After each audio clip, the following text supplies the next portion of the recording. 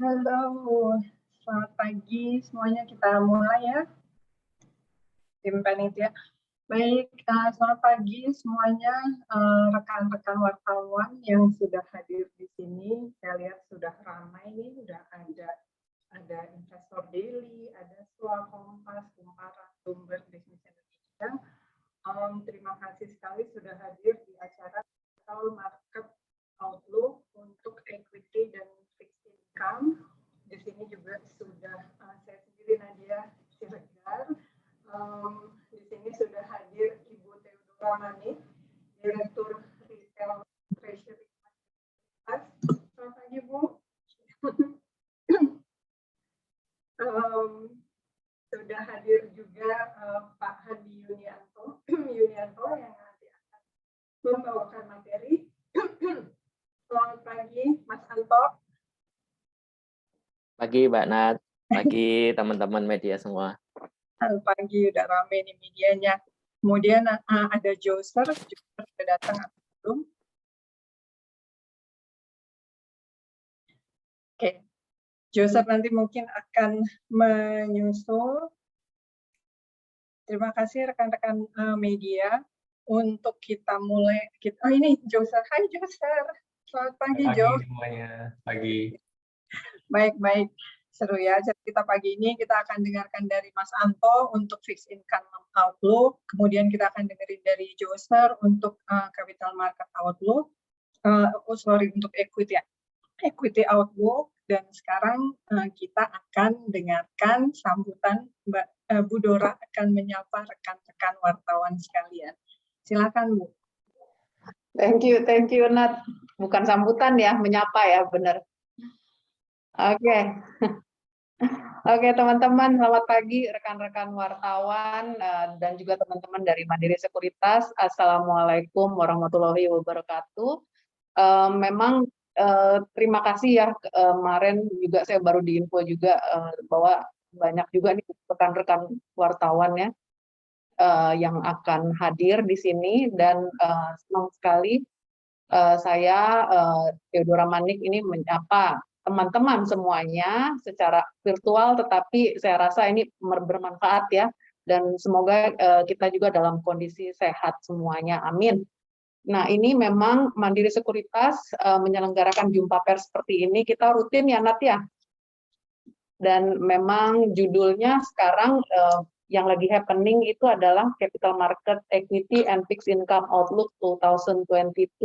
Ini kita mengadakan acara serupa ini juga memberikan pandangan ya, kondisi pasar dan juga update-update pasar dari pakar-pakarnya, dan ini kita juga memberikan referensi proyeksi yang berkualitas dan pastinya dengan dukungan data untuk para investor sebelum mereka menginvestasikan, dan juga pertumbuhan investasi apa yang akan mereka pertimbangkan sebelumnya.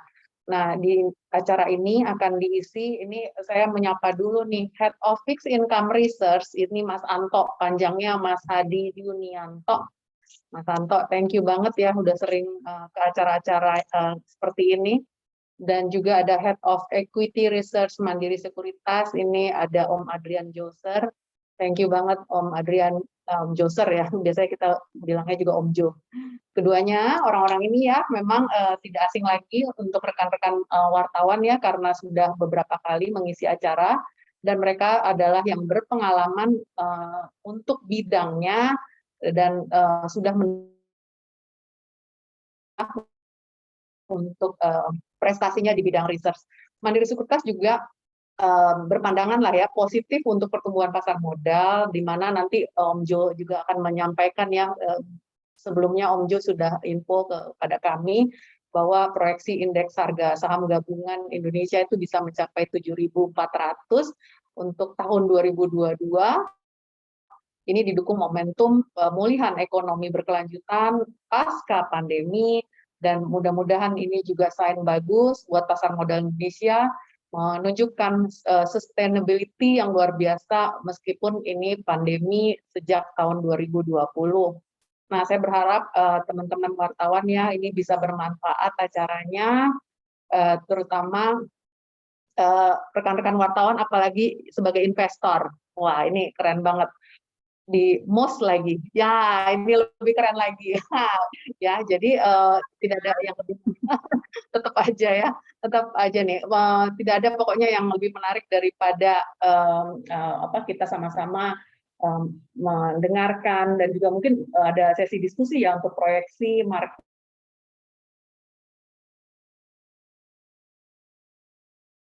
Lebih peduli, lebih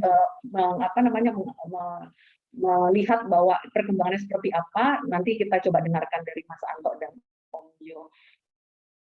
Terima kasih atas perhatiannya. Selamat menikmati acara ini. Semoga bermanfaat. Sehat selalu. Selamat pagi. Wassalamualaikum warahmatullahi wabarakatuh. Terima kasih, Nat. Waalaikumsalam. Thank you. Terima kasih, Bu Dora. Sebelum kita mulai acara, kita foto bersama dulu yuk, teman-teman wartawan. Wah, buka dulu dong ini. Buka dulu. Ya, semua buka kameranya. Sorry. Pasti ada yang nggak apa-apa. Silahkan teman-teman wartawan buka kameranya. Nah, itu Mbak Ismi udah buka. Hai Mbak Ismi. Ya, ayo bukan buat itu. Aba-abain dong. Bukan buat publikasi kok, buat dokumentasi kami saja. Ayo Mbak Ana, Bisnis Indonesia, Mas Nabil buka, dan Mbak Indah nih mau buka kamera. Hai Mbak Indah. Mbak Vika, Kompas, yuk buka kameranya, kita foto dulu. Mas Sugeng dari Kontan. Nah, Mas Citro, hai Mas Citro, biasanya saya WhatsApp aja. Silakan buka kameranya.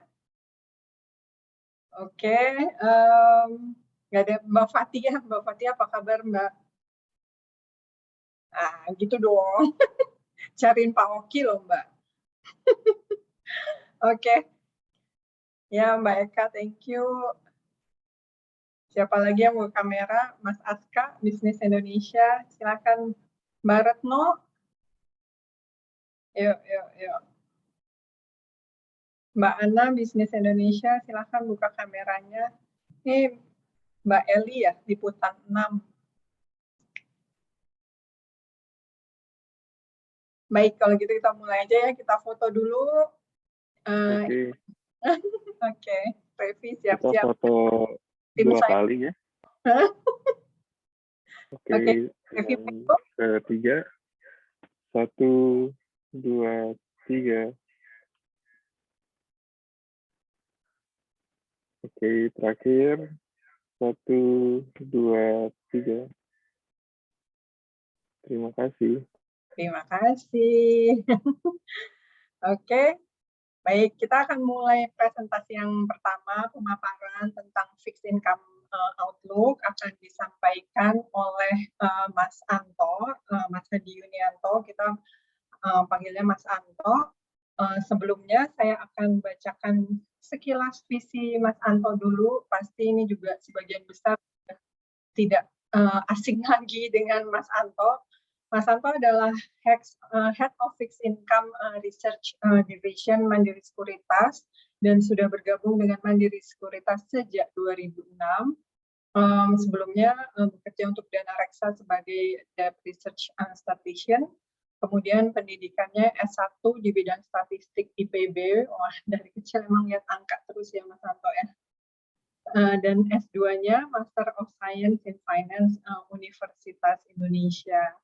Oke, saya persilahkan, saya langsung aja ya, persilahkan ke Mas Anto untuk membawakan materinya pagi ini. Silahkan Mas. Oke, thank you Mbak Nat. Bismillahirrahmanirrahim. Assalamualaikum warahmatullahi wabarakatuh. Suaraku kedengeran nggak ya? Kedengeran Mas. Oke, terima kasih ya.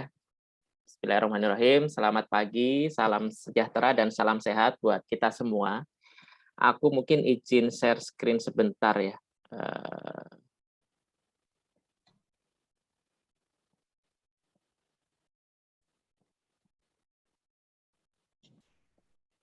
Oke, kelihatan nggak ya Mbak Nat? teman-teman media?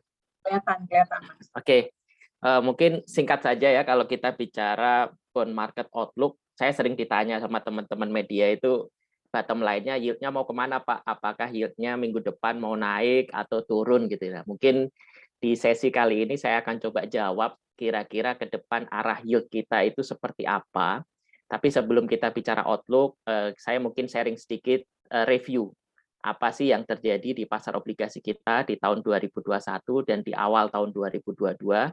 Sebelum nanti saya paparkan outlook-nya, dan yang paling penting ini yang selalu kita sampaikan ke teman-teman media, jangan hanya lihat yield-nya mau ke atas atau ke bawah, tapi mungkin yang perlu kita tekankan adalah katalisnya apa sih faktor-faktor yang akan menggerakkan pasar obligasi ke depan.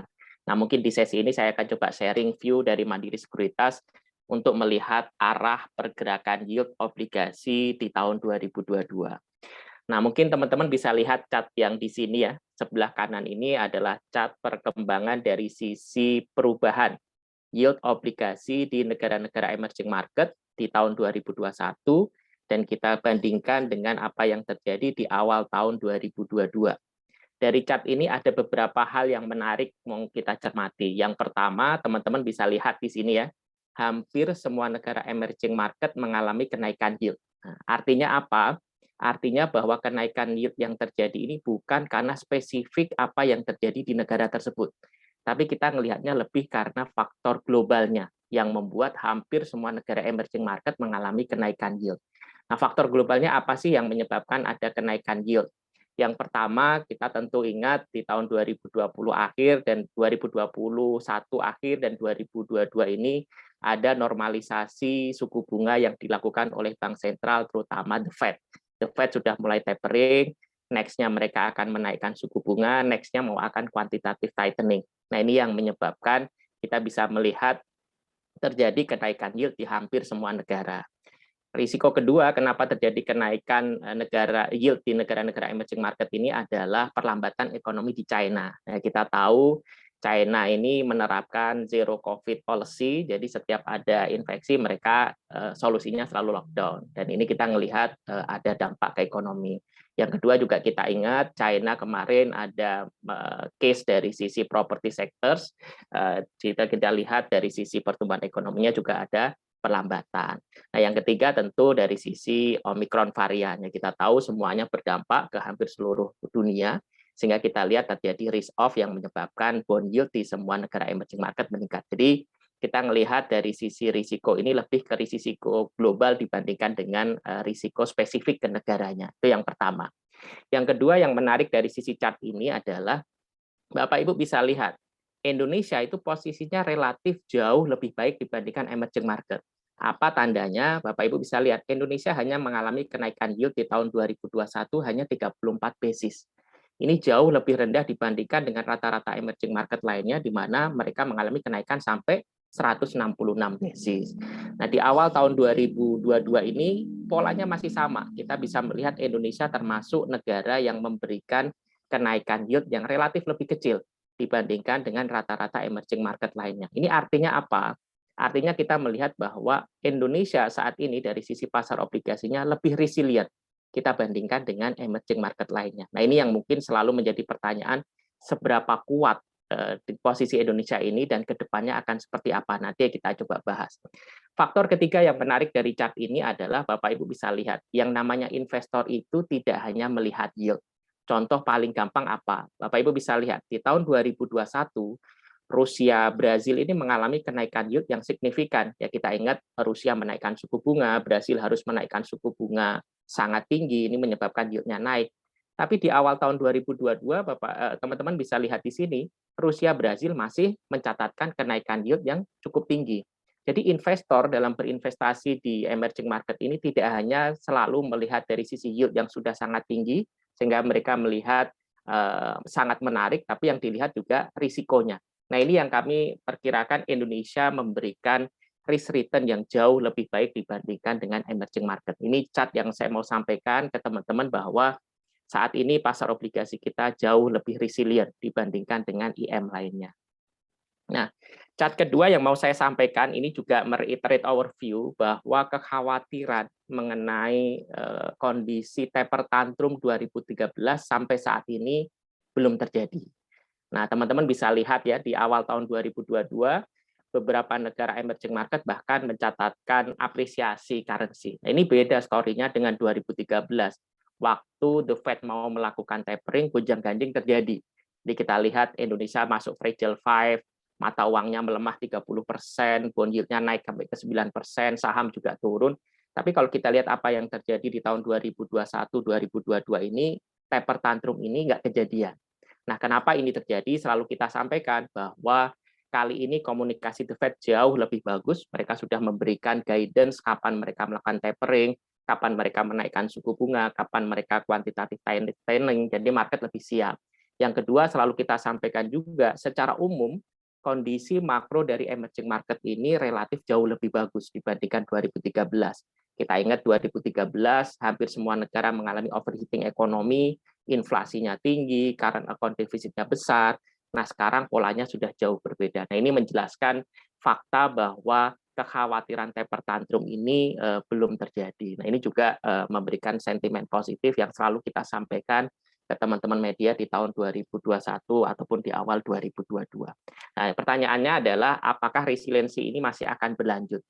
Saya perkirakan iya. Ya, kenapa? Kita ada 4 faktor kenapa kita percaya pasar obligasi kita mungkin tidak mengulang seperti kondisi taper tantrum 2013 di mana bond yield kita naik sampai 9%. Yang pertama, kita menyusun yang namanya vulnerability index. Jadi teman-teman selalu kita sampaikan risiko terbesar di tahun 2022 ini adalah masalah normalisasi suku bunga The Fed, masalah perlambatan ekonomi di China, masalah dari sisi COVID. Nah, kita bikin yang namanya vulnerability index mengukur seberapa vulnerable negara-negara emerging market terhadap 3 risiko itu.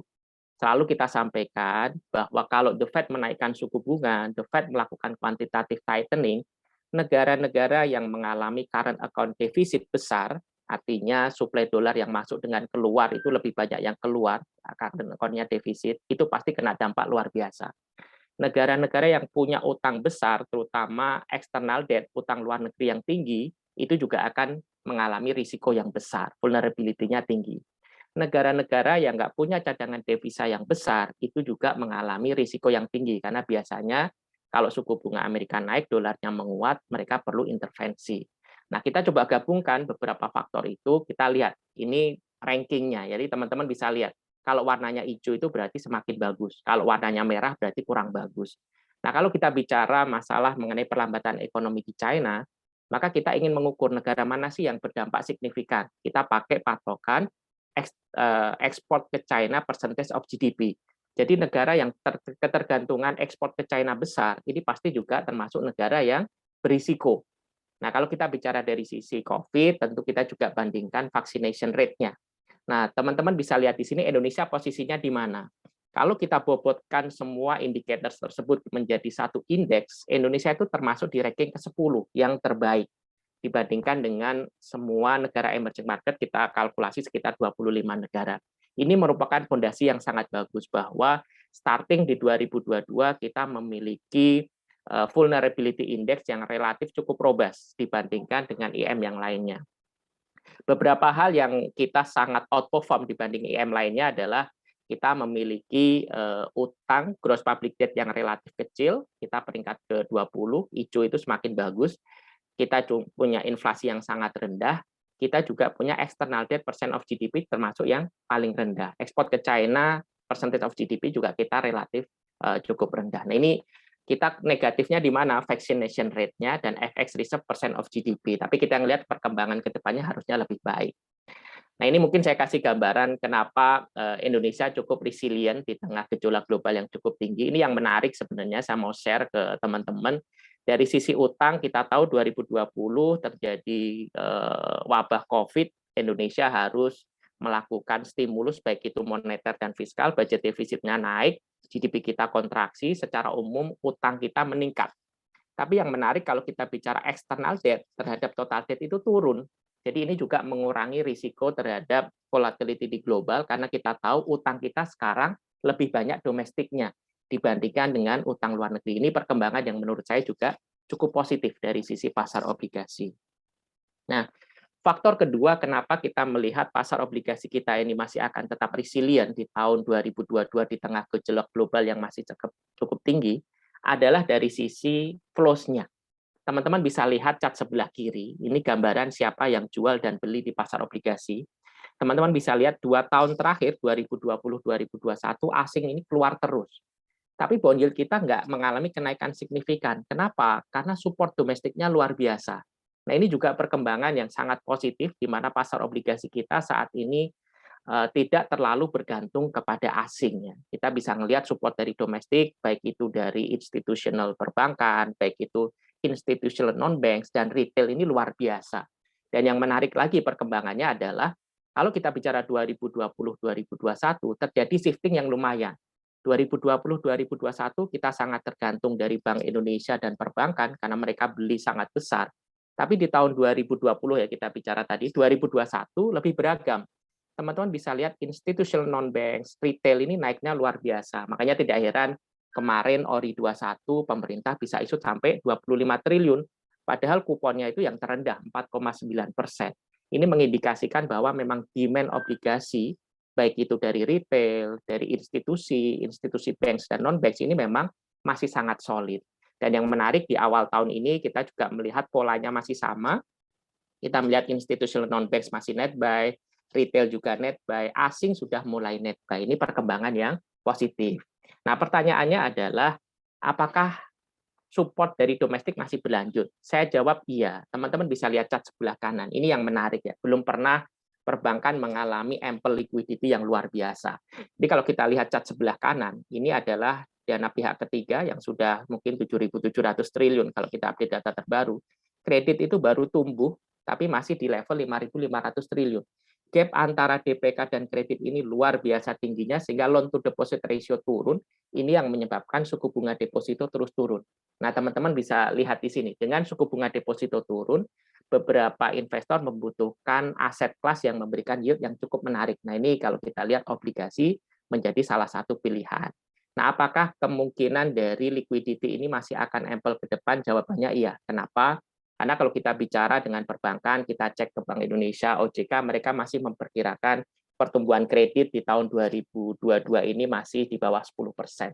Jadi kalau kita lihat polanya dengan DPK masih akan tetap tumbuh sesuai nominal GDP, maka kita perkirakan LDR perbankan masih akan ada di level 80%. Nah, ini yang menyebabkan kami melihat support dari domestiknya masih akan tetap tinggi.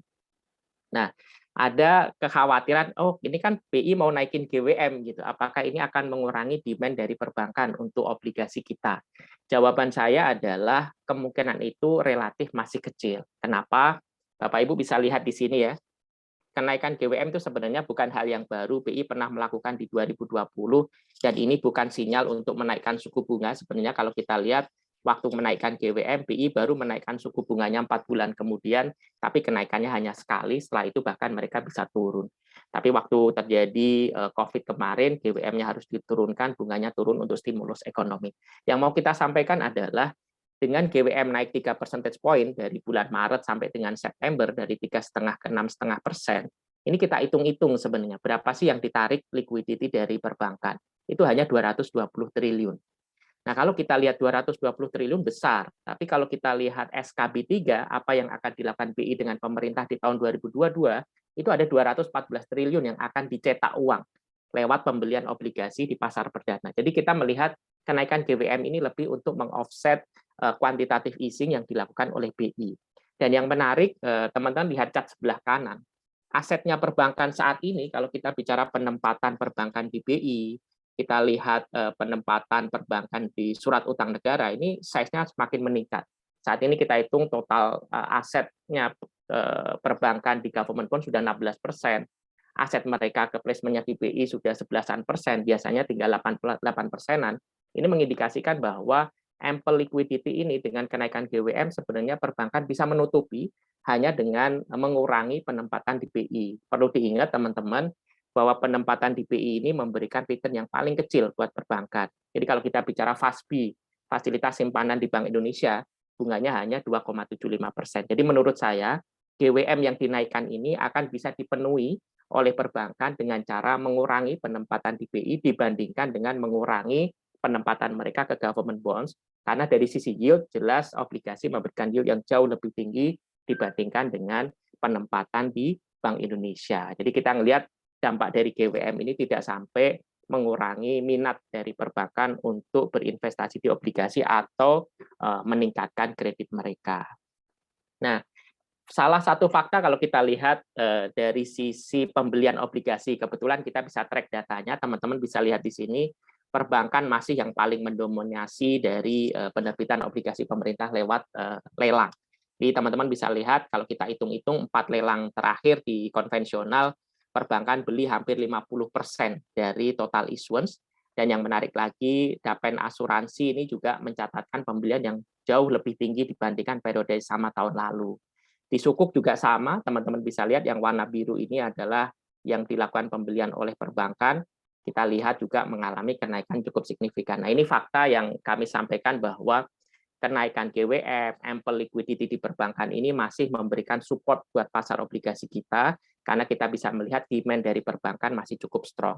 Nah, institutional non-bank juga tetap tinggi, karena tadi ample liquidity ini menyebabkan suku bunga deposito rendah. Kita ngelihat Dapen Asuransi perlu aset kelas yang memberikan return yang lebih bagus. Dan yang menarik lagi, ada insentif dari pemerintah di mana saat ini kalau mereka beli obligasi pemerintah, pajaknya diturunkan. Tadinya 15% menjadi 10%.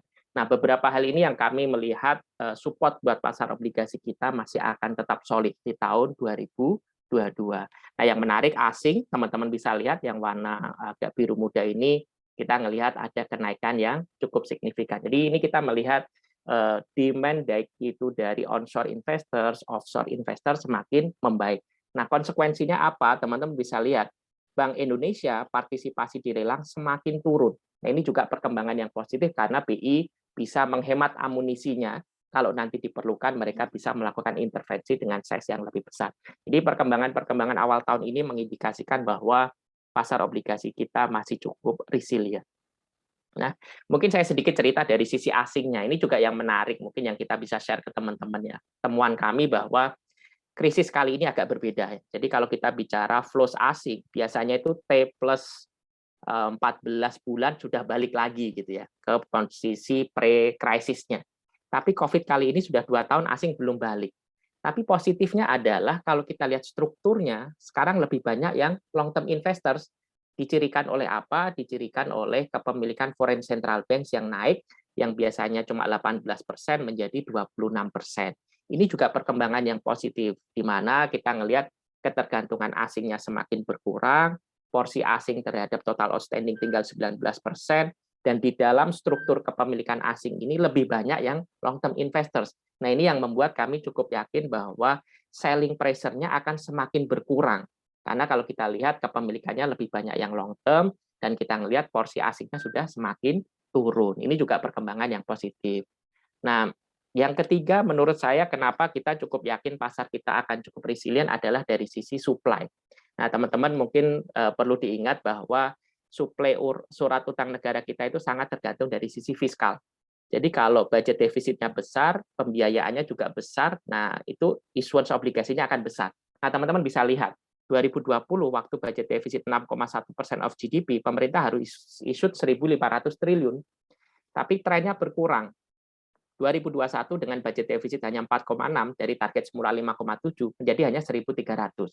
Di tahun 2022 ada potensi bahwa budget defisitnya akan lebih rendah. Bu Sri Mulyani menyatakan bahwa ada potensi budget defisit tahun 2022 turun menjadi 4,1 dari target 4,8 karena ada undang-undang harmonisasi pajak. Jadi kalau kita lihat dengan tren budget defisit yang turun, teman-teman bisa lihat target issuance-nya semakin rendah, sehingga kalau kita hitung rata-rata per lelangnya sudah kembali ke posisi pre-COVID level. Jadi kalau kita hitung-hitung rata-rata lelang 2 minggu hanya perlu sekitar 29 triliun. Ini juga perkembangan yang positif. Nah, kami melihat ada potensi target lelang ini bisa lebih rendah lagi. Kenapa? Selain dari budget defisit yang rendah, BI masih partisipasi lewat SKB 3, ada satu faktor yang menurut saya mungkin ada potensi target lelangnya lebih rendah. Apa itu? Saldo anggaran lebih. Jadi Bapak Ibu bisa lihat di sini ya, source of financing kita nggak hanya selalu dari utang, pemerintah punya other source of financing yaitu saldo anggaran lebih. Jadi teman-teman kalau ingat tahun 2021-2022 awal, salnya pemerintah itu sampai 333 triliun. Rata-rata kalau kita hitung 2012 sampai 2020 itu hanya 140. Jadi kelebihan saldo anggaran lebihnya ini sebenarnya bisa digunakan pemerintah untuk mengurangi pembiayaan. Seperti tahun lalu pemerintah menggunakan 140 triliun, tahun ini targetnya hanya 77 triliun. Saya pikir ini bisa dilakukan kenaikan. Kenapa? Karena kalau kita bicara SAL, sebenarnya buat posisi pemerintah ini agak negatif carry ya. Dia punya SAL lebih, tapi penempatannya hanya bisa ditempatkan di BI dengan rate yang sangat rendah, sementara kita tahu SAL ini sebagian dari sisi pembiayaan lewat utang, di mana yield yang ditawarkan oleh pemerintah masih cukup tinggi. Jadi menurut saya, pemerintah bisa mengoptimalisasi SAL ini sehingga issuance obligasinya bisa rendah. Jadi bottom line-nya kita bisa bilang, dengan trajektori bahwa budget defisit akan di bawah rendah terus, bahkan akan kembali ke minus 3% of GDP di tahun 2023, ini akan membuat suplai surat utang negara semakin rendah.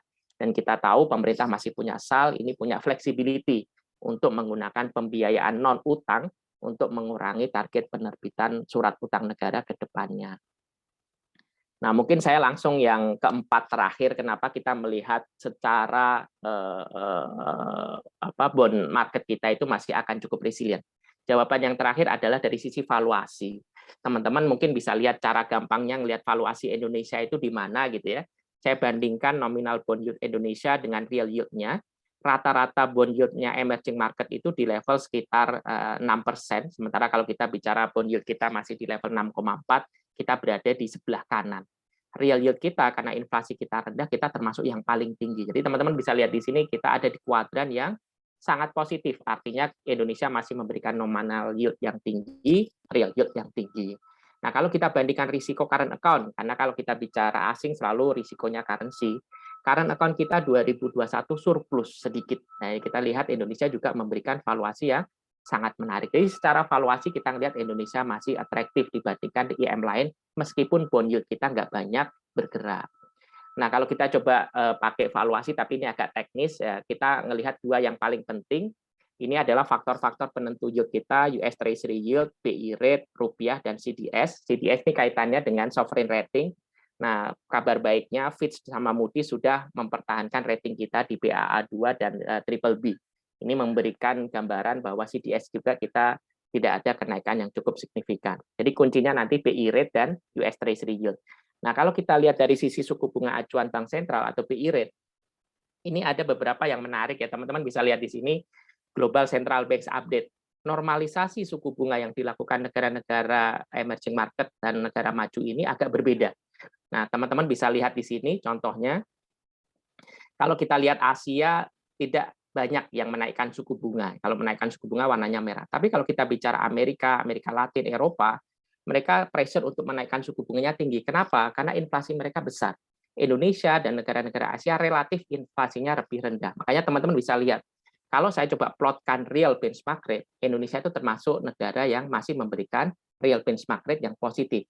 Sementara kalau kita bicara negara-negara Amerika Latin, Eropa, ini sudah mengalami negatif real benchmark rate-nya tinggi. Jadi pressure untuk menaikkan suku bunganya lebih besar di sana dibandingkan dengan Indonesia. Ini juga perkembangan yang positif buat pasar obligasi kita.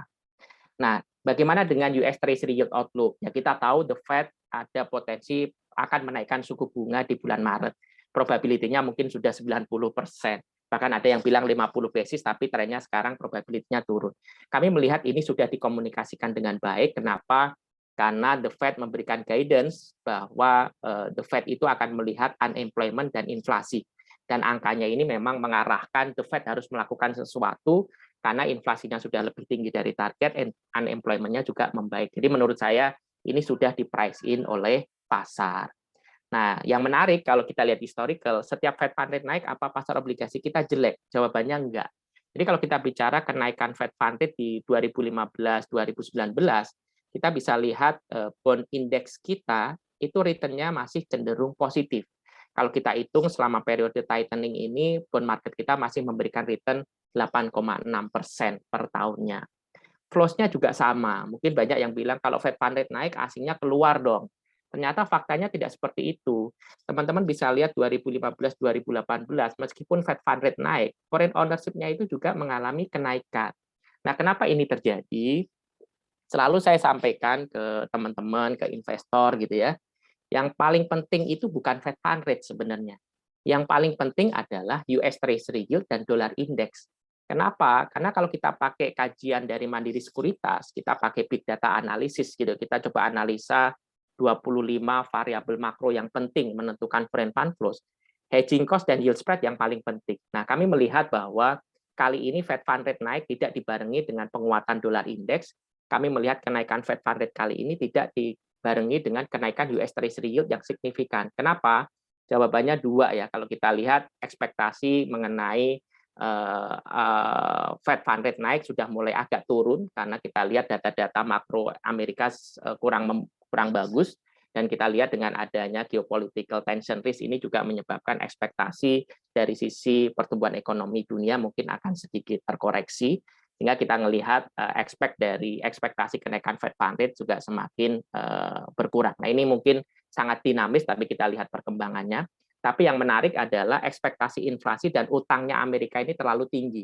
Jadi kita melihat pola ini agak berbeda dengan periode-periode sebelumnya, di mana gap-nya Amerika nggak terlalu besar, sehingga The Fed punya flexibility untuk menaikkan suku bunga lebih agresif. Nah, dua hal ini yang menurut saya akan menyebabkan US Treasury Yield kemungkinan naiknya masih akan sangat gradual. Nah, ini bottom line-nya teman-teman yang mau kita sampaikan.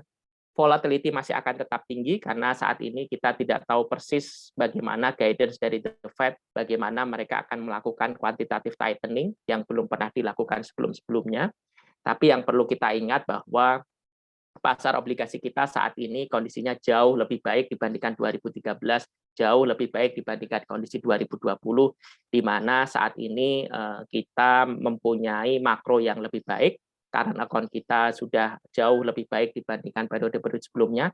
FX reserve kita all time high, kita melihat support domestiknya luar biasa strong, kita juga melihat dari sisi supply risk ke depannya akan bisa lebih rendah karena budget defisitnya semakin turun. Jadi bottom line, kita melihat volatility masih cukup tinggi, tapi Indonesia kemungkinan masih akan tetap resilient. Kita targetnya 10-year bond yield kita masih akan di range 62-65% di akhir tahun 2022 ini. Mungkin terakhir yang mau kita sampaikan ke teman-teman, ini chart terakhir yang mau kita share. Ini adalah historical performance dari beberapa aset kelas. Selalu kita sampaikan, volatility yang tinggi ini kita harus bisa mendiversifikasi portfolio untuk mengurangi risikonya. Teman-teman bisa lihat di 2014-2021 tidak ada satu aset kelas yang selalu outperform. Kita lihat 2020, 2019 bond market jauh lebih perform dibandingkan equity, tapi kali ini story-nya agak berubah, 2021 equity lebih perform, sehingga yang selalu kita sampaikan ke teman-teman, kita perlu yang namanya diversifikasi karena volatility-nya masih cukup tinggi. Obligasi masih bisa memberikan diversifikasi yang bagus, karena kita bisa mendapatkan cash flow, income yang sangat bagus, dan kalau kita bicara mengurangi risiko, kita bisa beli obligasi yang tenornya pendek seperti ORI, sukuk retail, ini salah satu pilihan yang sangat positif. Mungkin itu yang aku bisa share ke teman-teman, nanti kalau ada pertanyaan Q&A akan kita coba bahas lebih detail. Saya kembalikan ke Mbak Nadia. Thank you. Assalamualaikum warahmatullahi wabarakatuh.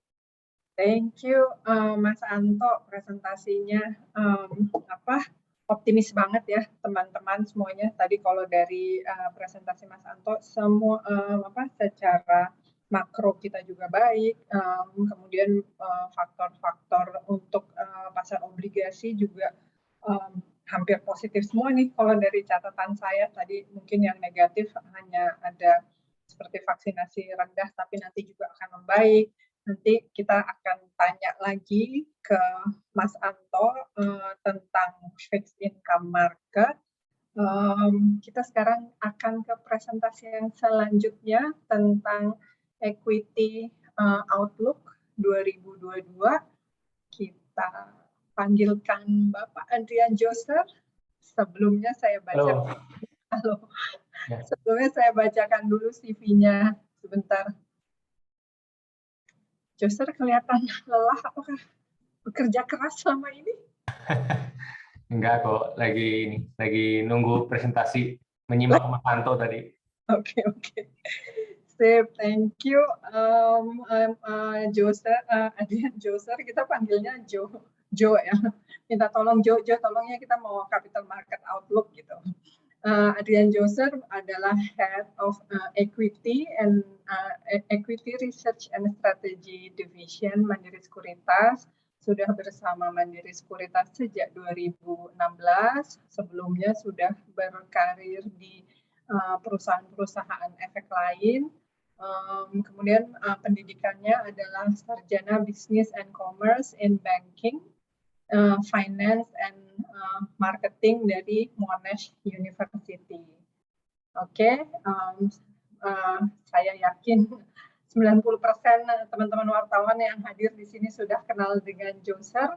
Sekarang kita dengarkan materi dari Joser tentang equity outlook. Silakan Joser.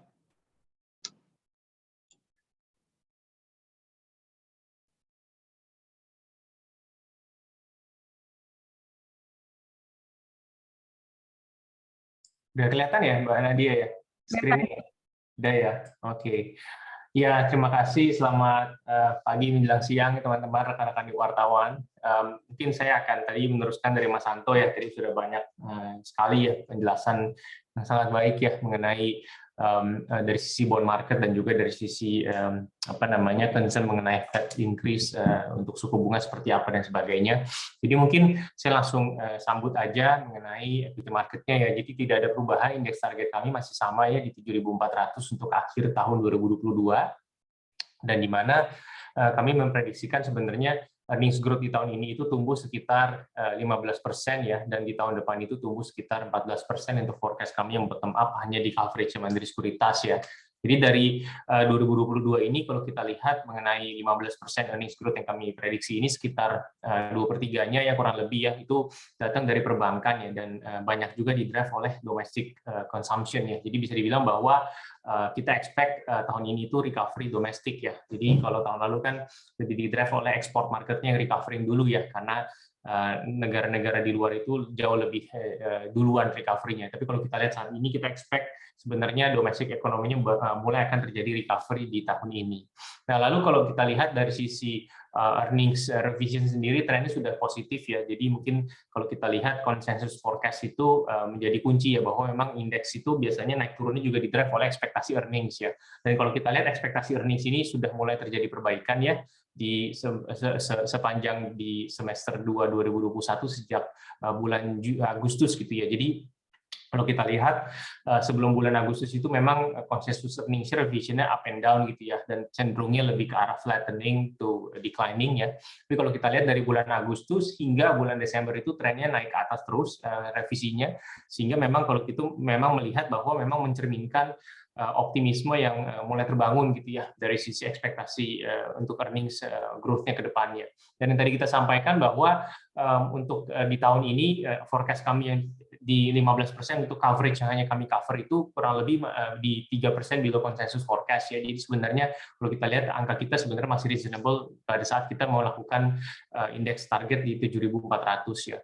Nah, jadi kalau kita lihat, kalau teman-teman lihat di sini earnings revision itu sebenarnya juga mulai flattening ya di 2 Desember sampai Januari, tapi ini memang the good thing adalah memang berarti downside risk lebih kecil ya. Kenapa? Karena kalau kita lihat kan mobility index itu sebenarnya terjadi recovery yang sangat baik ya di bulan November, Desember, dan Januari gitu. Sedangkan revision-nya itu dari konsensus itu masih dibilang belum terjadi major changes ya di bulan November, di bulan Desember sampai as we speak right now gitu. Sedangkan kalau kita lihat mobility index-nya juga sudah pulih dan consumer confidence sudah pulih ya. Jadi saya melihat mestinya dengan harga komoditas yang juga cenderung masih tinggi, seharusnya earnings kami yang kami project tadi ya, projection kami sekitar 15% itu kami cukup confident lah bahwa itu mungkin masih bisa tercapai di tahun ini gitu ya.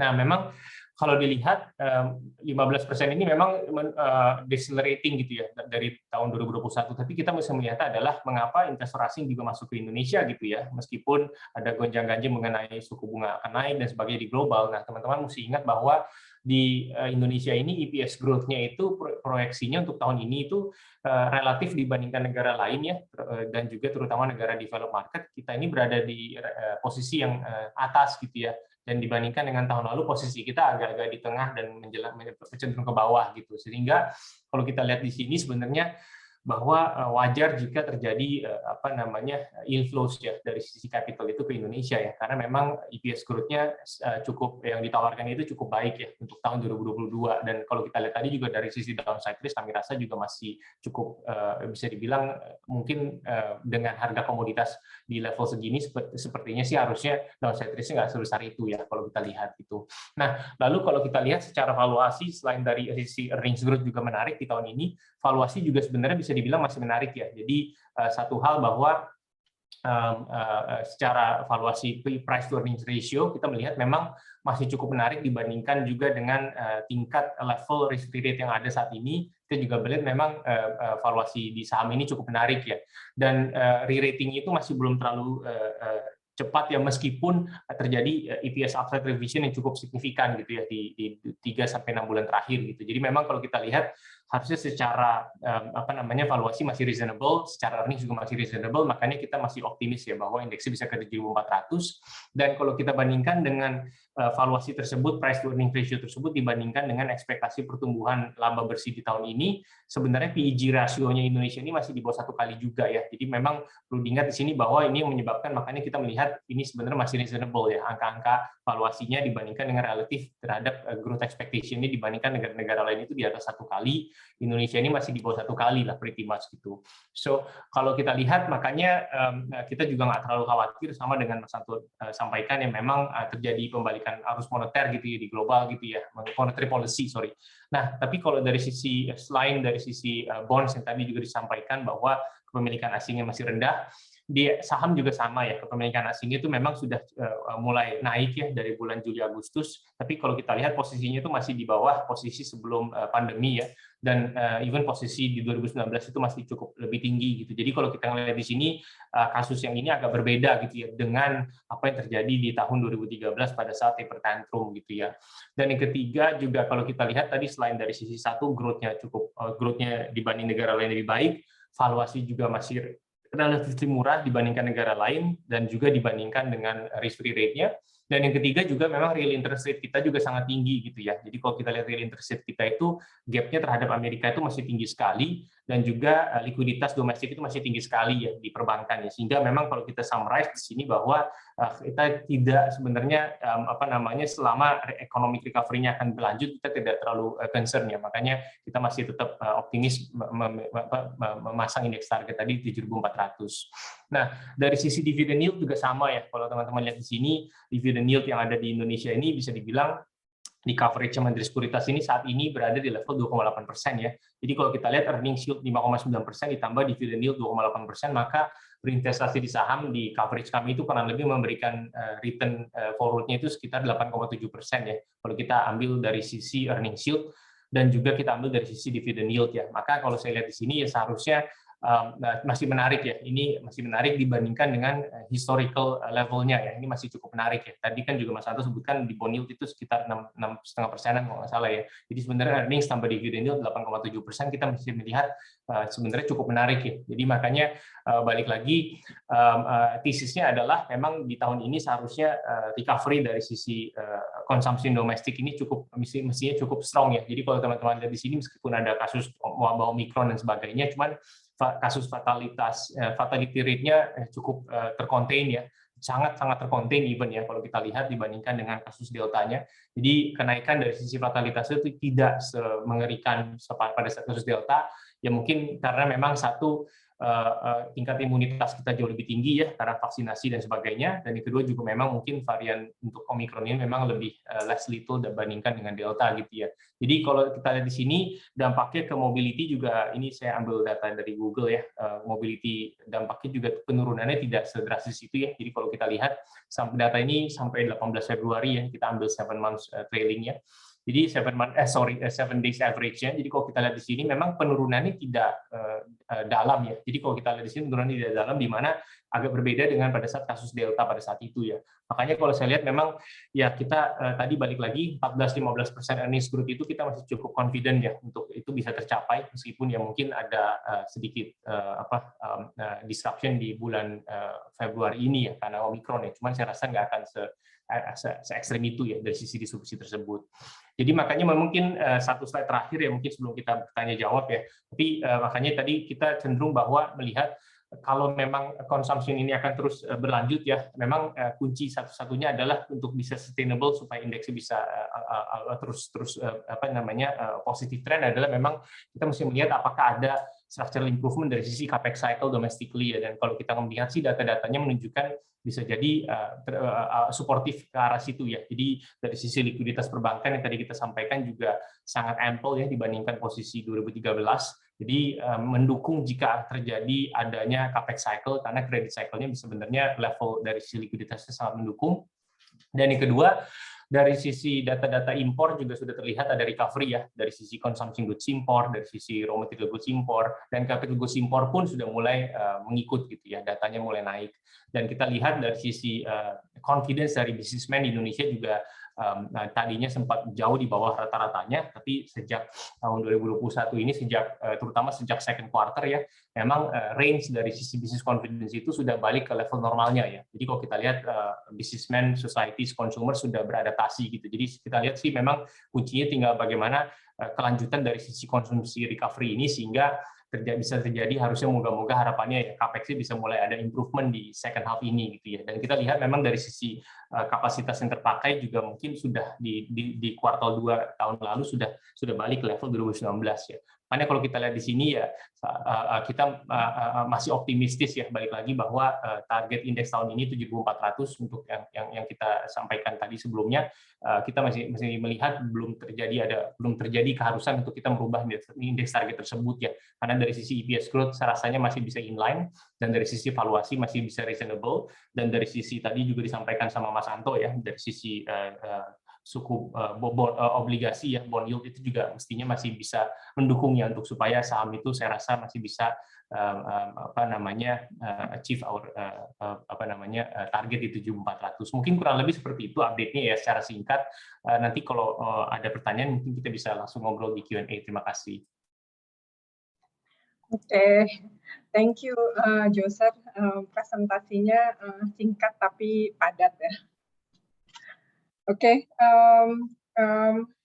secara umum sama ya yang materi yang diberikan oleh Joser, masih dipenuhi optimisme.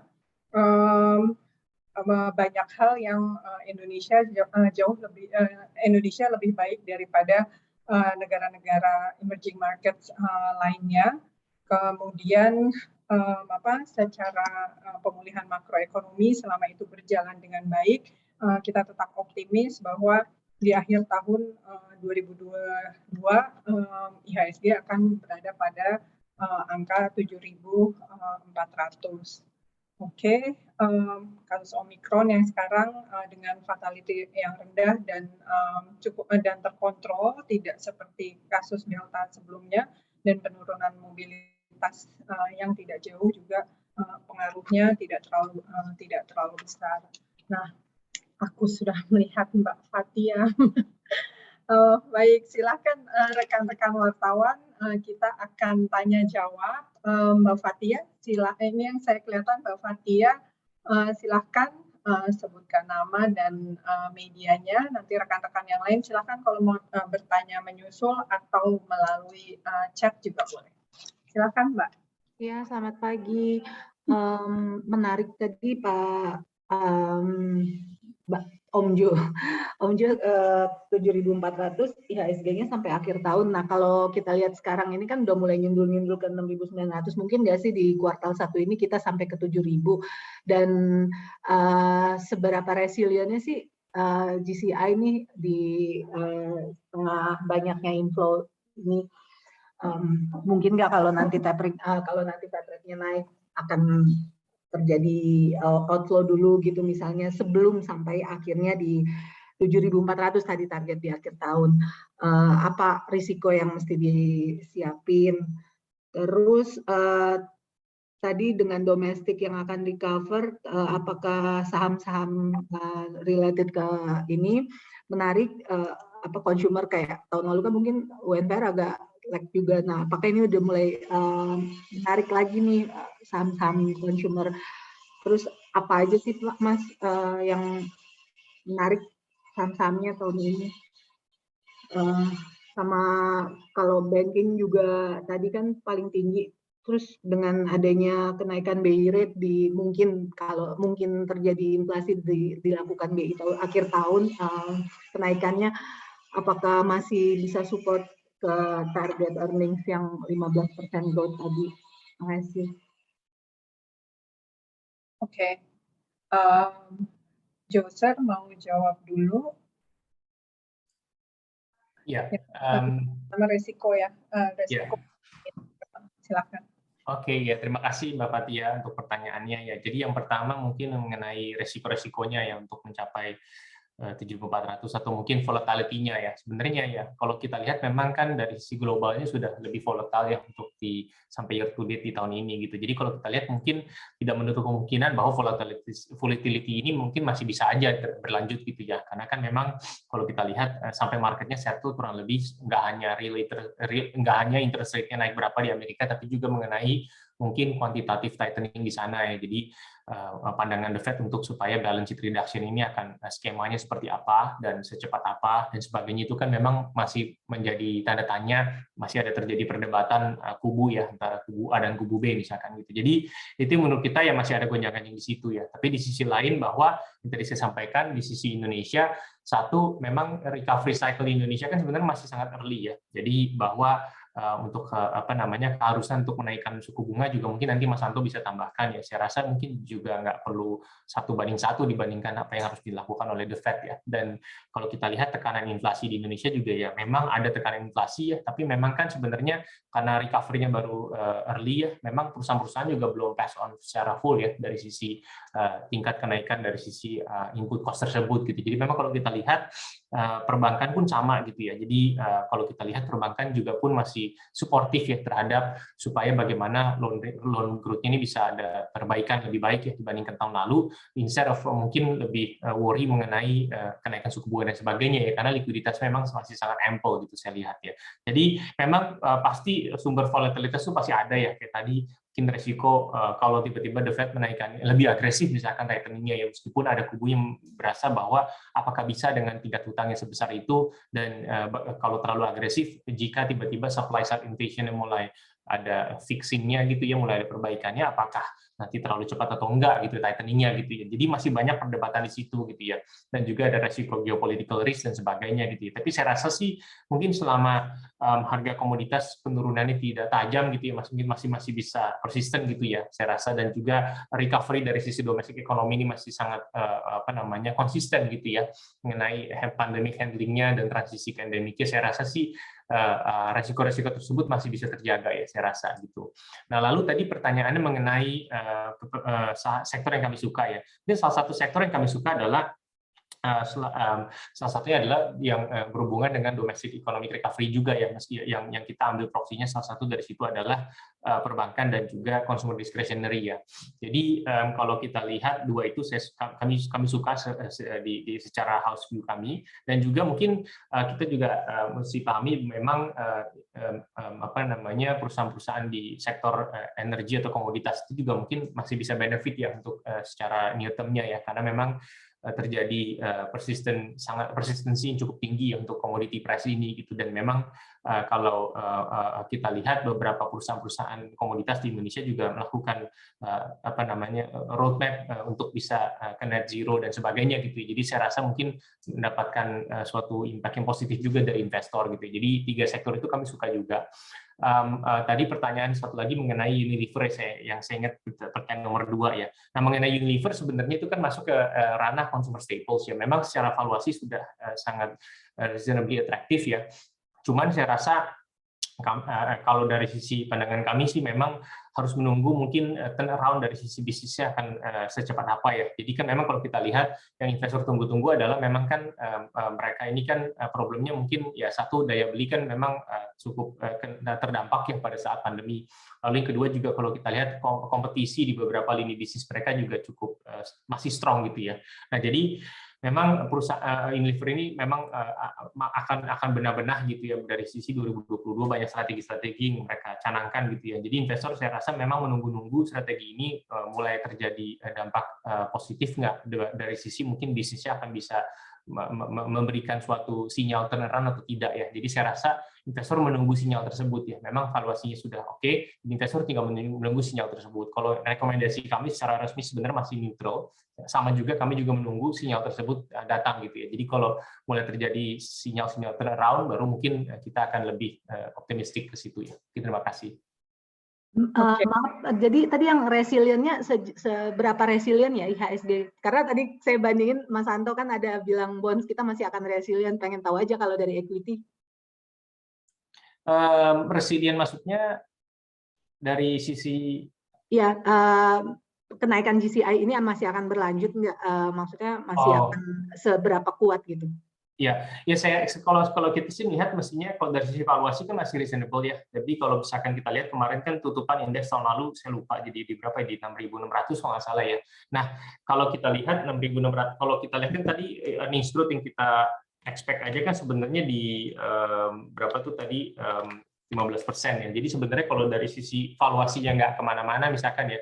Jadi andai kata mungkin yield-nya masih reasonable sehingga valuasi dari sisi indeks harga saham gabungan itu tidak terlalu disrupsi tidak terlalu besar ya, jadi tidak terlalu harus di rating ya, dan memang pada saat ini valuasi juga masih reasonable menurut kami.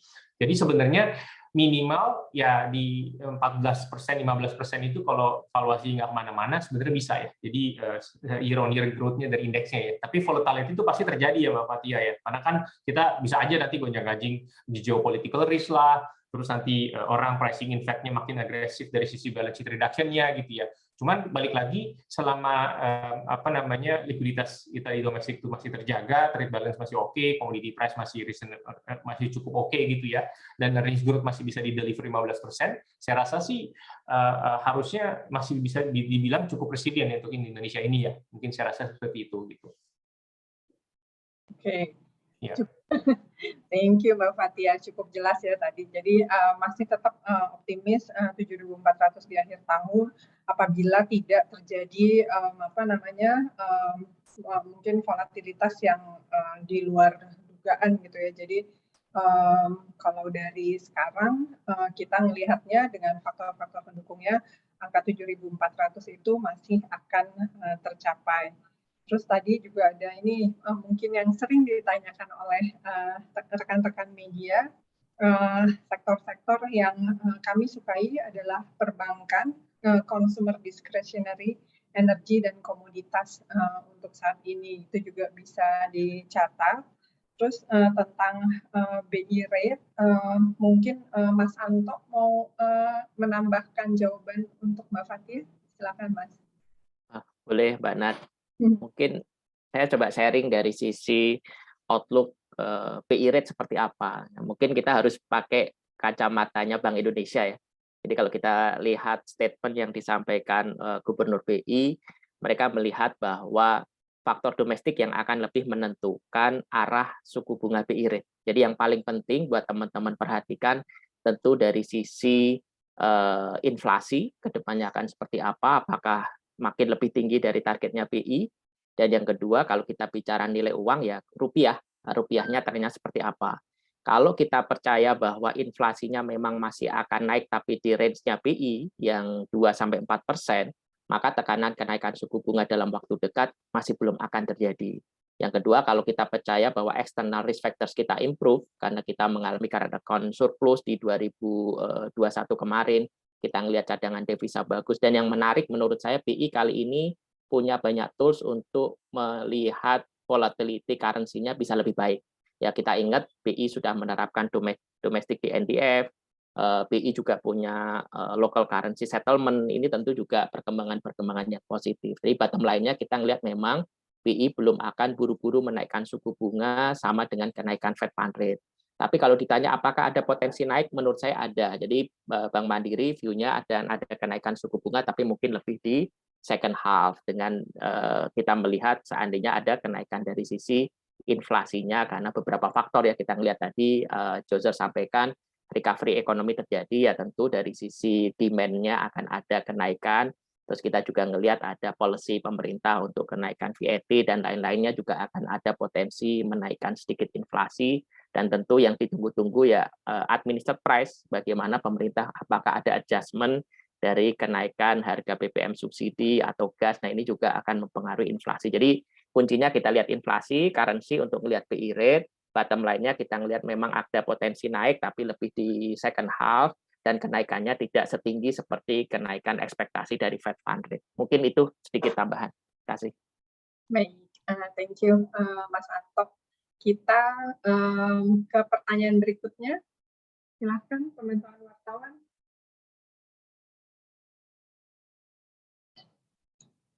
Ada pertanyaan lagi?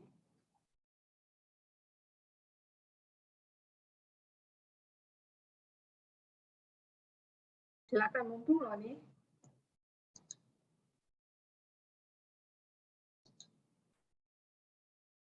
Mas Citro, mungkin ada pertanyaan?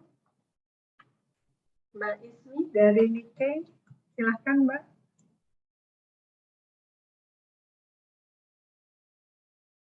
Kayaknya udah cukup jelas ya semua atas ininya ya. Atas penjelasan dari saya menanyakan prospek saham related to safe haven. Oh ya, ini untuk Joser ya, pertanyaan dari Mbak Aska, Bisnis Indonesia. Benar ya Mbak ya? Prospek saham related safe haven seperti emas di tengah risiko geopolitik seperti apa? Kemudian bagaimana dengan rekomendasi untuk saham high dividend yield, preference-nya sektor apa saja? Silahkan Joser ya, dibantu jawab. Ya mungkin saya jawab yang kedua dulu ya. Sorry, kedengeran kan ya? Oh ya udah, ya oke. Ya yang kedua mungkin untuk yang saham dividend yield ya. Bentar saya tadi contekannya dulu ya. Nggak lupa soalnya tadi. Untuk dividend yield yang paling tinggi Mas Aska ya itu memang saat ini ada di consumer staples ya. Tadi Mbak Fatia tanya dari saham consumer ya. Jadi consumer rokok itu paling tinggi sama saham komoditas ya paling tinggi ya. Tapi untuk saat ini preferensi kami mungkin sebenarnya lebih di komoditas dulu ya. Karena memang kan dari sisi yang komoditas kalau kita lihat memang dari sisi earnings growth upside-nya juga masih ada ya, dan memang kalau dari sisi transisi ke net zero ini ya secara dunia ya kan karena lagi banyak orang membuat roadmap-nya dan sebagainya, jadi saya rasa banyak perusahaan komoditas juga memang banyak berinvestasi ekses dari free cash flow tersebut ke sektor-sektor tersebut ya, ke sektor-sektor yang sifatnya lebih renewable atau mungkin diversification dari sisi bisnis mereka saat ini ya. Makanya kalau kita lihat ini jadi suatu kemenarikan ya dari sisi lini bisnisnya mulai banyak perubahan karena mereka melakukan capex cycle ke transisi ke sumber pendapatan yang lain juga gitu ya. Dari sisi yang consumer staples yang di mana dividen yield di sektor kami ini saat ini di 4,5%, sebenarnya juga dari sisi valuasi sudah menarik ya. Tapi saya rasa memang investor banyak saya rasa akan menunggu dari green shoots-nya apa nih yang mungkin bisa terjadi turnaround dari sisi revenue growth atau mungkin dari sisi stabilisasi dari sisi input cost ya. Nah itu mungkin lagi ditunggu-tunggu dua itu ya untuk investor ya. Tapi dua sektor ini yang sebenarnya secara garis besar memberikan dividen yield yang paling besar. Nah yang ketiga yang kita suka adalah tadi kan yang kita suka komoditas ya, consumer kita masih lebih cenderung neutral, kita tunggu green shoots ya. Telekom juga kita sebenarnya masih suka ya, dan secara dividen yield masih cukup besar juga ya di 3%-an gitu ya. Mungkin kurang lebih seperti itu. Tapi sisanya di luar sektor-sektor ini dividend yield-nya di bawah 2,8% semua ya, which is di bawah forecast dividend yield untuk yang kami cover ya, untuk semua saham ya. Jadi yang di atas rata-rata yang kami cover cuma 3 itu sebenarnya, tapi yang kami suka dari 2 tadi itu ya. Tapi yang tadi yang pertanyaan yang gold ya mungkin saya follow up nanti saya ini dulu ya, karena saya juga kita sebenarnya preferensinya di sisi nikel ya, nikel industrinya ya, bukan di goldnya ya, seperti itu ya. Jadi saham-saham yang memang berprospek ke nikelnya kita suka ya. Oke, untuk yang pertanyaan tentang saham related safe haven, Joser apa mau memberikan nanti jawaban? saya follow up ya ke Mbak Natia. Oke. Oke. Ini nanti jawabannya kami susulkan aja ya, Mas Aska ya, untuk yang pertanyaan pertama. Oke, kita akan ke pertanyaan dari Mbak Indah, Investor Daily. Apakah Februari ini IHSG akan mampu menembus 7.000 atau masih akan tertunda? Bagaimana pergerakan IHSG pada Maret di saat Fed akan menaikkan suku bunga? Silakan, Joseph. Iya, tadi yang nomor 2 sebenarnya udah dibahas ya di pertanyaan pertama sebenarnya ya. Tapi mungkin saya ini ya secara highlight-nya secara garis besar sebenarnya sih kalau untuk memprediksi kenaikan penurunan untuk bulanan ini kita agak dilematis nih Mbak Indah ya. Kenapa? Karena tadi ya sifatnya bahwa kita perlu ingat juga bahwa kan kalau di 2020-2021 kan memang indeksnya didrive oleh injection dari likuiditas central banks di Amerika dan juga di belahan dunia yang lain gitu ya, sehingga bisa dibilang mungkin kita investasi itu sangat mudah gitu ya naiknya gitu ya. Tapi kalau yang sekarang ini kan kita benar-benar mesti melihat faktor-faktor fundamentalnya gitu ya. Jadi lebih harus analytical gitu pada saat melihat pemilihan investasi ya. Karena memang akan marketnya itu memang lebih challenging gitu. Tapi bukan berarti untuk Indonesia challenging sekali, enggak gitu. Jadi saya sampaikan bahwa secara fundamental Indonesia ini solid gitu ya. Jadi tadi defisit perdagangannya juga oke, maksudnya sekarang sudah surplus gitu ya, dan apa namanya struktur dari ekspornya sudah membaik, dan juga dari sisi apa namanya tingkat inflasinya juga masih dari rendah baru mulai naik ya. Tapi memang tadi Mas Anto bilang tergantung lagi tadi mengenai administered price ini akan seperti apa polisi dari pemerintah gitu ya.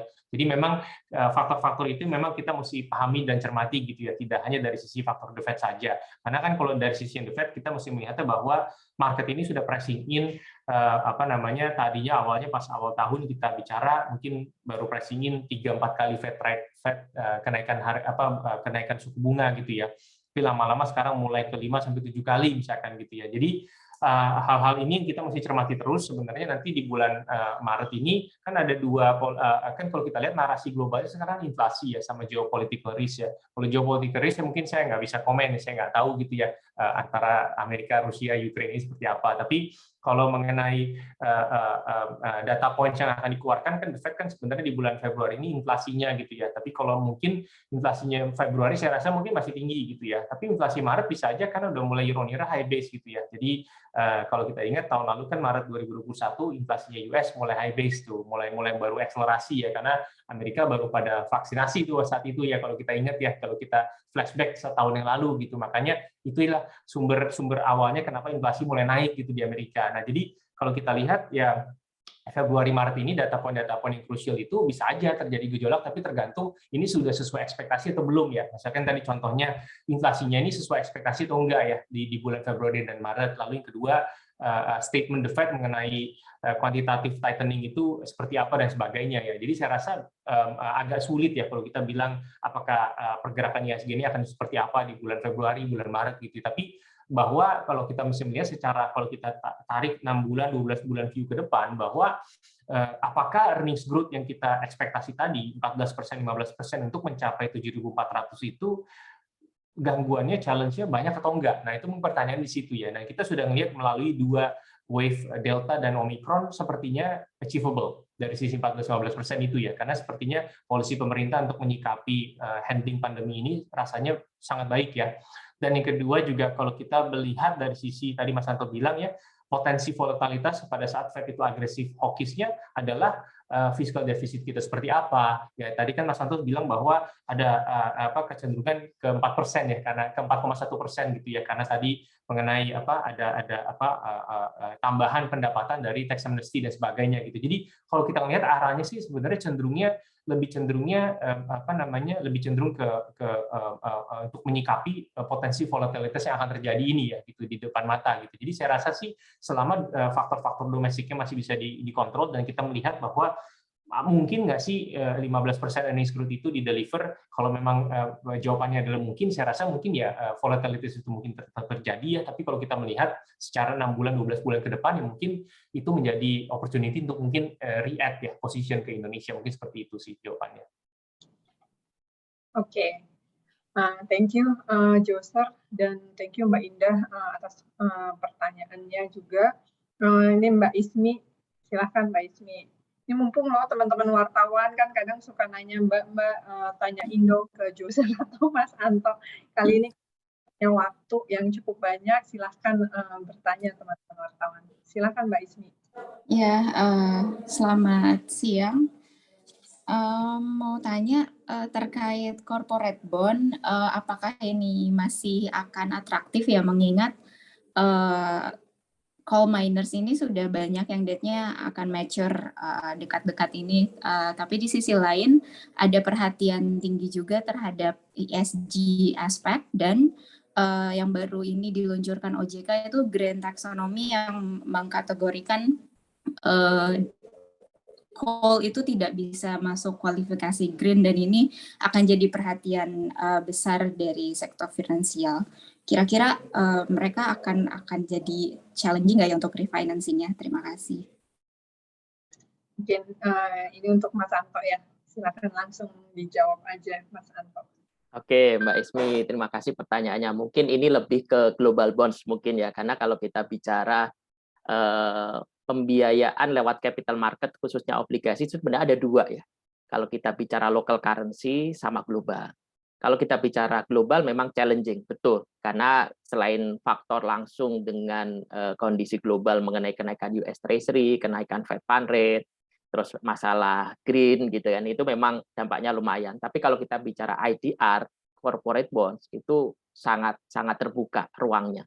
Contoh kalau kita bicara 2020-2021, trennya selalu membaik. Total issuance 2021 lebih dari 100 triliun itu tumbuh mungkin 25% dari 2020. Di awal tahun 2022 kita juga ngelihat issuance-nya luar biasa. Kita lihat total mungkin year to date sudah ada 78 triliun yang sudah listed. Jadi ini trennya masih akan terus berlanjut. Kenapa? Karena kalau kita bicara local currency lebih didominasi oleh domestic investors. Kita bicara corporate bonds rupiah itu yang pembeli terbesar siapa sih? Reksadana, dana pensiun asuransi, perbankan, itu which is mereka nggak terlalu terekspos dengan kondisi global mengenai cost of fund dari sisi US dollar dan lain-lain. Tapi kalau Mbak Ismi tadi sampaikan dari sisi global, betul. Jadi akan ada challenge di situ. Kalau kita lihat year to date sampai dengan bulan Februari ini nggak ada itu company Indonesia yang issue global bonds karena mereka sangat hati-hati. Tapi yang menarik adalah fleksibilitas untuk pembiayaannya masih sangat terbuka. Jadi mereka mungkin punya backup plan. Kalau seandainya global bonds nggak bisa, ya mungkin dia akan memanfaatkan dari sisi pembiayaan lewat perbankan. Atau mereka coba tap dari sisi local currency. Itu mungkin opsi-opsi yang akan mereka gunakan. Atau mereka masih punya dari sisi earnings-nya masih oke, dia masih bisa lewat internal untuk pembiayaannya. Jadi akan banyak challenge-nya memang betul, tapi exit plan-nya menurut saya juga mereka pasti sudah punya backup-nya. Apakah lewat perbankan, ataukah akan lewat nanti IDR atau mungkin lewat dari internalnya. Mungkin itu. Dan yang menarik kalau kita bicara coal, betul Mbak. Jadi kalau kita bicara green, ini kan memang lagi tematik, lagi hot ya. Lebih banyak investor global terutama untuk mencari aset-aset instrumen yang green bond. Sementara di domestik kita ngelihat belum banyak ya, karena memang investor kita lebih prefer yield-nya dibandingkan green atau enggaknya gitu. Tapi kalau di global betul. Nah, yang mereka bisa lakukan kalau kita lihat beberapa mining company itu dia pakai yang link ya, jadi sustainable link, thematic bonds lah nyebutnya. Jadi itu salah satu menjembatani kalau mereka nggak bisa langsung, ya mereka punya proyek yang link ke green. Nah itu mungkin juga bisa dilakukan sebagai alternatif mereka untuk bisa tap sustainability bond atau thematic bonds yang mungkin demand-nya masih akan cukup baik di globalnya. Mungkin itu ya Mbak Ismi yang saya bisa share. Kasih. Oke, cukup jelas Mbak Ismi, atau mau ada pertanyaan lebih lanjut? Ini cukup jelas ya. Baik, selanjutnya dari Mas Citro, Antara, bagaimana prospek saham-saham teknologi? Ini selalu ditanyain ya Jo. Belajar dari IPO Bukalapak, bagaimana sebaiknya investor melihat saham-saham teknologi, karena pada tahun 2022 ini beberapa perusahaan teknologi besar akan masuk ke bursa. Silahkan Jo. Thank you Mas Citro. Ya, makasih Mas Citro pertanyaannya. Jadi balik lagi ya, mungkin kalau saya lihat di sini ini sama yang bahwa di suatu saham ini kan sama seperti ekonomi, ada cycle-nya. Tadi kan mungkin Mbak Ismi nanya mengenai ESG ya. Jadi cycle-nya sekarang lagi bertanya mengenai green gitu ya, green transition gitu ya. Nah, ini sama ya. Jadi di teknologi juga sama, ada variabel-variabelnya memang menjadi key driver untuk valuasi saham tersebut ya. Bahwa memang kan perusahaan teknologi itu kan bisa dibilang, kenapa sih kalau suku bunga naik perusahaan teknologi itu turun? Pertanyaannya kan itu mungkin ya. Nah, ini kan penurunan saham Bukalapak menurut saya lebih di-drive oleh dari sisi satu dunia itu turun ya, perusahaan teknologi, valuasinya ya. Nah, kenapa valuasinya harus turun? Karena memang suku bunga itu naiknya, ada kekhawatiran akan suku bunga global naik ya. Jadi karena perusahaan teknologi itu masih sifatnya mereka belum memiliki profit ya, jadi masih rugi gitu ya, sehingga valuasi sahamnya menggunakan sebenarnya kan ekspektasi untuk long term bisnisnya seperti apa ya. Jadi mungkin kalau kita bicara discounted cash flow mungkin secara teknisnya gitu ya. Nah, jadi discounted cash flow itu baru memprediksikan earnings itu baru mulai menjadi positif itu mungkin berapa tahun dari sekarang gitu ya. Nah, itu menyebabkan makanya mengapa kenaikan suku bunga itu sangat sensitif ya. Ekspektasi akan suku bunga naik, inflasi naik itu sangat sensitif terhadap perusahaan teknologi.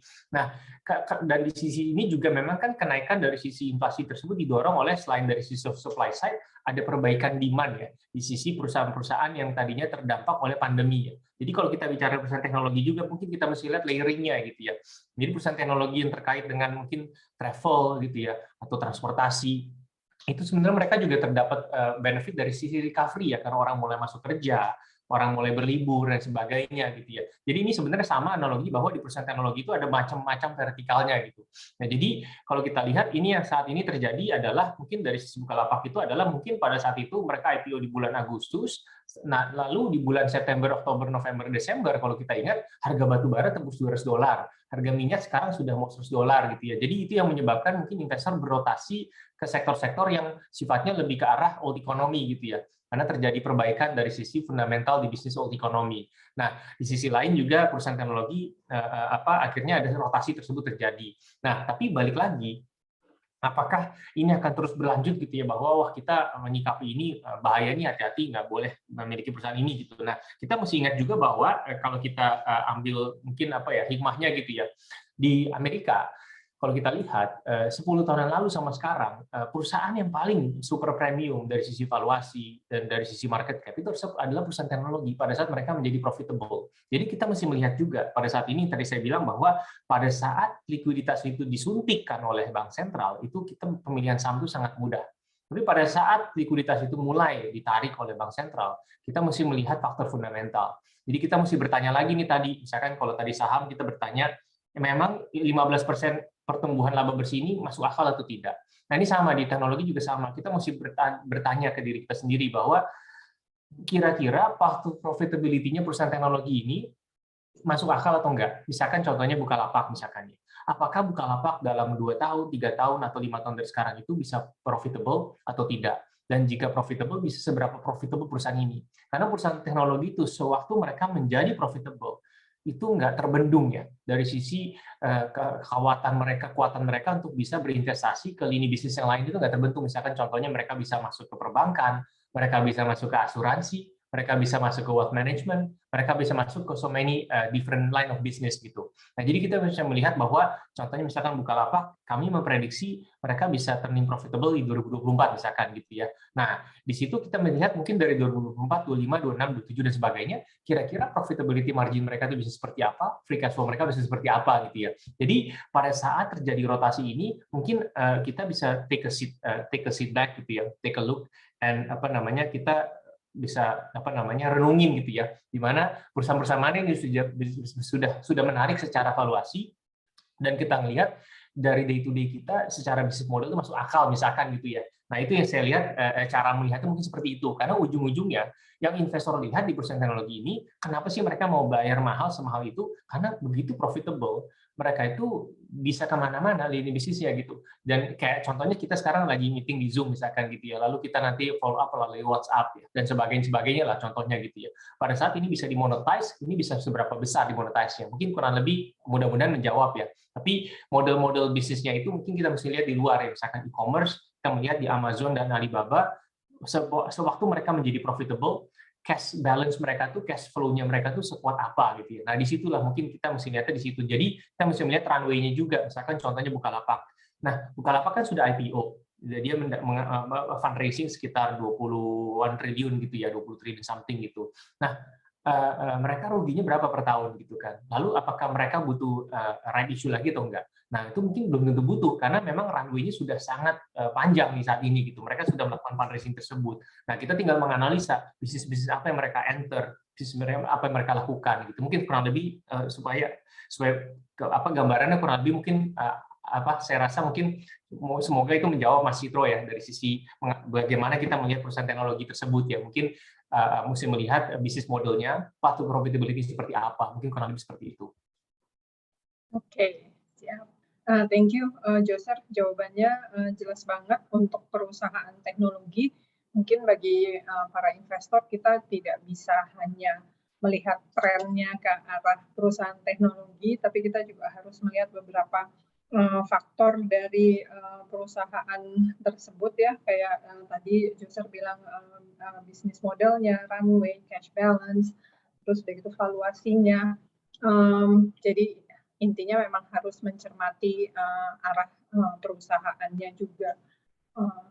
Nah, selanjutnya saya buka untuk pertanyaan terakhir sebelum saya tutup acara ini.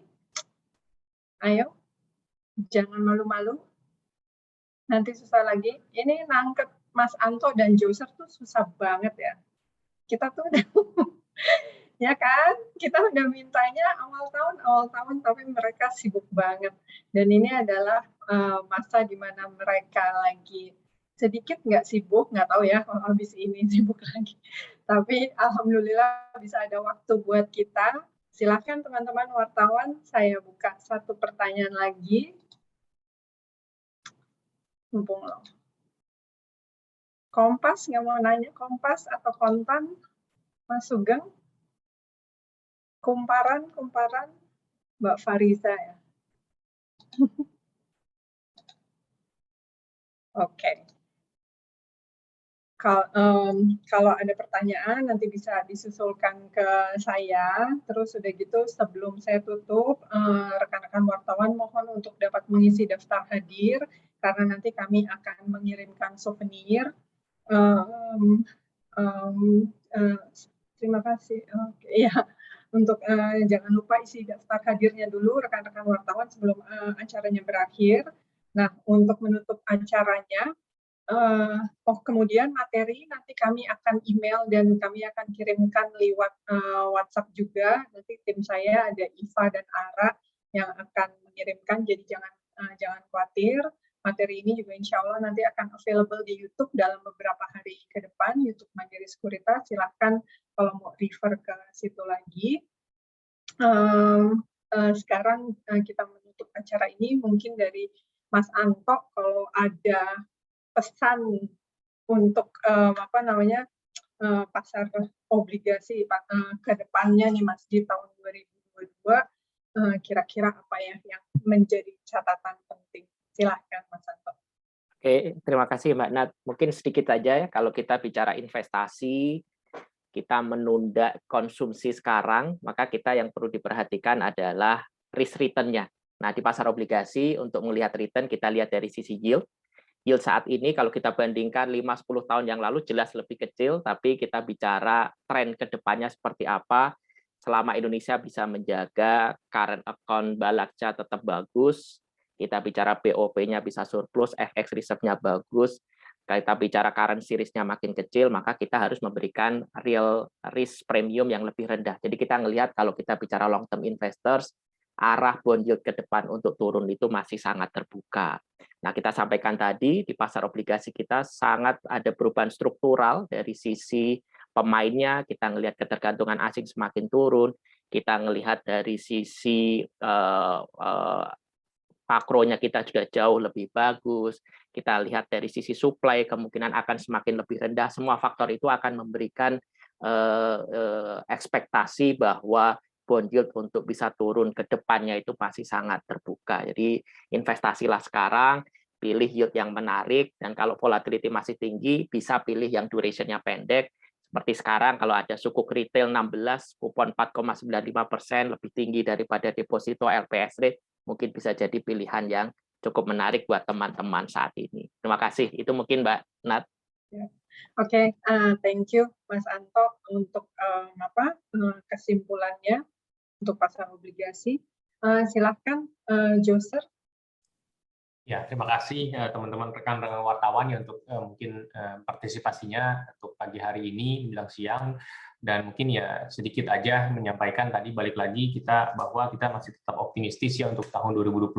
Tadi indeks target kami di 7.400 dan harapan kami adalah indeks IHSG ini bisa memberikan sekitar 14,9% dari sisi pertumbuhan laba bersih ya. Dan kalau kita lihat balik lagi sepertinya dari sisi policy making sudah di jalan yang benar ya, mengenai tadi ya perbaikan dari sisi struktur ekspor dan juga tadi mengenai hal-hal lainnya gitu ya. Jadi kalau kita lihat sepertinya situasinya cukup memang di situasi globalnya memang lebih challenging gitu ya, karena memang kan bank sentral harus mau nggak mau ya, kalau inflasinya tinggi mereka mesti mulai menurunkan injeksi likuiditas, tapi bukan berarti kita mesti harus turning pesimistik ke Indonesia gitu ya, bahwa memang kita sudah lihat year to date seperti Indonesia juga outperform, dan harapannya mungkin semoga ini bisa berlanjut ya, mungkin di samping memang challenges-nya akan lebih besar dan lebih sulit gitu ya dari segi globalnya, tapi saya yakin bahwa secara domestik pemulihan ekonomi ini akan menjadi suatu katalis yang positif ke IHSG ya. Terima kasih, dan mungkin kalau ada pertanyaan lanjutan nanti bisa ke Mbak Nadia atau mungkin ke email saya. Terima kasih. Baik, thank you Joser. Benar nih bisa ke email Joser. Oke. Oke. Selanjutnya untuk menutup acara ini, Ibu Dora silakan untuk menyampaikan kesimpulan atau highlights dari jumpa pers kita pagi ini. Silakan. Biasanya manggil Mbak jadi gagap-gagap ya, silakan loh Bu. Gitu.